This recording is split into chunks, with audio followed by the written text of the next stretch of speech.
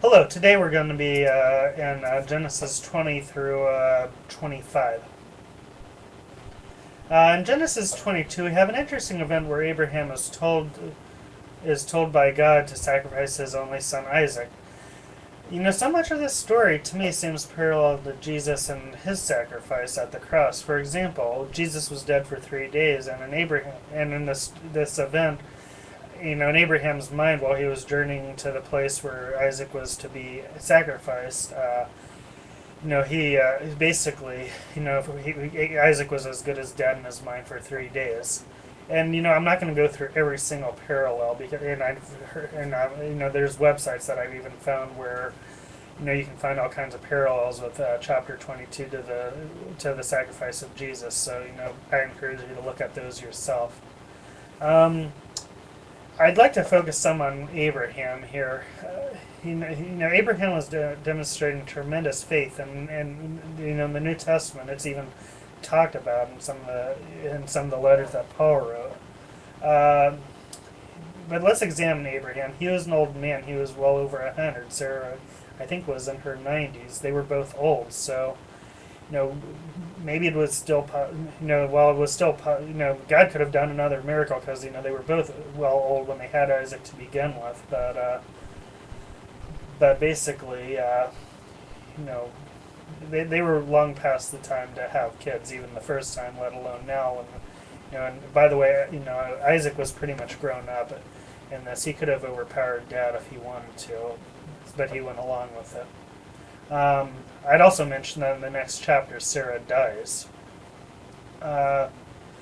Many years earlier, Abraham was told by God that he would be the father of many nations and many generations. So basically, what could Abraham have been wondering? How is God going to fulfill this promise if I kill my son? But I have to because God asked me to kill my son, or sacrifice my son. It's also interesting in verse 8 how Abraham told Isaac that God would provide a sacrifice when Isaac asked, where's the sacrifice? And I think of many years later when God would provide Jesus as the final sacrifice for all sin. If there is some problems I have with this passage, it's that God, at a first glance, did not seem to know Abraham's heart.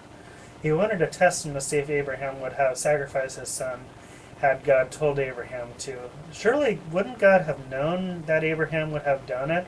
Was it really necessary to command such a thing? These are things that I've, wondered myself, and I'm sure I'm not the only one. In fact, I think there's, you can find websites and books written on this question: if God knew Abraham's heart, why would He command such a thing? One website that I found, BustedHalo.com. It talks about how God wanted to see such a love for him that Abraham would not have withheld Isaac from God, just like how many years later God wouldn't withhold Jesus. Another website is apocalypse.org, which talks about how Abraham had this walk with God that built him up to this point, starting with when